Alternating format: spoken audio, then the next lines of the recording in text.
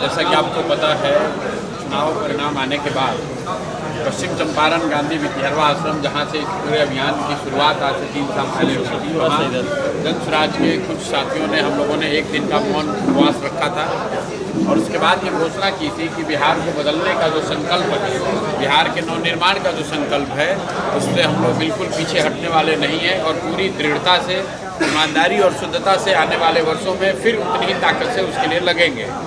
बिहार नवनिर्माण अभियान शुरू हो, उसके लिए ज़रूरी है कि जन स्वराज की जो अपना जन स्वराज का संगठन है, जन स्वराज से जो जुड़े हुए साथी हैं, उनको फिर से पुनर्गठित किया जाए, उनको फिर से संयोजित किया जाए। इसीलिए बिहार नवनिर्माण अभियान की शुरुआत से पहले मैं सभी जिलों में जा रहा हूँ, संगठन और इस विचार से जुड़े हुए लोगों से बातचीत कर रहा हूँ, उनके राय सुन रहा हूँ, कहाँ गलती हुई, कहाँ चीज़ों को और बेहतर किया जा सकता है और आने वाले समय में जन स्वराज किन मुद्दों को लेकर आगे चले, इन पर साथियों का राय विचार सुना जा रहा है, ताकि इन सब के बात को सुनने के बाद बिहार नवनिर्माण का अभियान जब शुरू हो तो वो सही मायनों में बिहार की जनता का आवाज़ हो और बिहार में जो लोग करना चाहते हैं उसको बल मिले।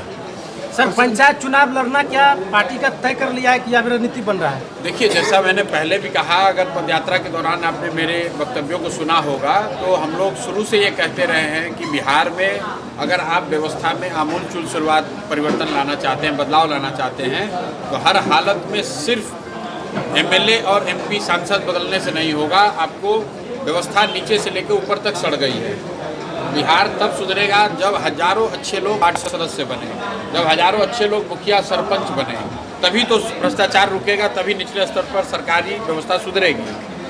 हम लोग की सोच थी कि जन स्वराज की ये व्यवस्था बनेगी तो इसको दलगत आधार पर चुनाव कराया जाएगा। अब हम लोग की सरकार तो है नहीं, अब हम लोग जाकर अपने पार्टी के साथियों से राय विचार कर रहे हैं कि भाई चुनाव तो पंचायती राज का फिर पुराने तरीके से ही होगा, तो क्या जन स्वराज को उसमें अपने दलगत आधार पर चुनाव लड़ना चाहिए, जनता के बीच जाना चाहिए कि अगर आप पंचायत के स्तर पर स्वच्छ व्यवस्था चाहते हैं तो व्यक्ति को न देखकर जन स्वराज के विचार को देखकर वोट कीजिए और एक बार मौका दीजिए ताकि बिहार में स्वच्छ छवि के मुखिया, सरपंच, जिला पार्षद, वार्ड सदस्य जीत कर आएँ, ताकि जो पंचायत और निचले स्तर का भ्रष्टाचार है कम से कम उसको तो सुधारा जा सके। तो अभी ये चर्चा चल रही है।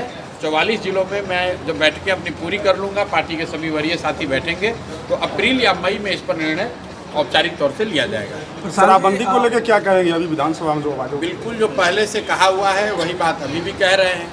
परिणाम आ गए हैं, शराबबंदी यहाँ जारी है। मैं इतना ही कहूँगा कि एनडीए की डबल इंजन की सरकार है, तो अगर शराबबंदी से बिहार को उनके हिसाब से फ़ायदा हो रहा है तो मेरे भाई अब पूरे देश में इसको लागू कर दो, ताकि बिहार के महिलाओं के साथ साथ पूरे देश में भी महिलाओं को लाभ मिले। खाली बिहार के महिलाओं को ही क्यों लाभ दे रहे हैं? बिहार के लोग 8 रुपये प्रति लीटर डीजल एक्स्ट्रा पैसा दे रहे हैं क्योंकि शराबबंदी लागू है। बिहार का युवा सूखा नशा कर रहा है क्योंकि शराबबंदी लागू है। बिहार सरकार को हर साल 20,000 करोड़ का नुकसान हो रहा है क्योंकि एक फर्जी शराबबंदी लागू है। इसके बावजूद लोगों ने अगर उसी सरकार को वोट दिया है तो मान लीजिए कि ठीक नीति है और इसको पूरे देश में लागू कर दीजिए, लेकिन कोई एनडीए का साथी इसको बिहार के बाहर लागू करने की बात नहीं करेगा। बिहार के गरीब जनता को, भोली भाली जनता को बेवकूफ़ बना रहे हैं, वोट के नाम पर महिलाओं का वोट ले रहे हैं और बिहार के समाज का बहुत बड़ा नुकसान हो रहा है। हम लोग का शराबबंदी पर जो स्टांस है वो एकदम बना हुआ है, उससे पीछे हटने का सवाल नहीं है। ये फर्जी शराबबंदी का कानून बिहार के समाज के हित में नहीं है। प्रशांत जी, सार्वजनिक रूप से मीट बंद करने की बात की गई है, मीट दुकान के, इसका क्या प्रभाव पड़ेगा? जो बोइएगा वो काटिएगा, जो बोइएगा वो काटिएगा। जैसे लोगों को चुनकर संसद में, विधानसभा में भेजिएगा वैसी ही बात सुनिएगा। तो आप इनसे शिक्षा की, रोजगार की, पलायन बंद करने की बात नहीं सुनेंगे, आप इनसे भ्रष्टाचार खत्म करने की बात नहीं सुनेंगे, इनसे आप बिहार के नवनिर्माण की, विकास की बात नहीं सुनेंगे, इनसे आप मीट चालू करने और बंद करने की बात सुनेंगे। बस एक आंकड़ा आपको बता देता हूँ, देश में मांसाहार वाले लोग बिहार देश के 5-7 उन राज्यों में है जहाँ सबसे ज़्यादा नॉन वेजिटेरियन हैं as a proportion to the total population. सबसे 80%, करीब 80% लोग यहाँ पर नॉन वेजिटेरियन हैं।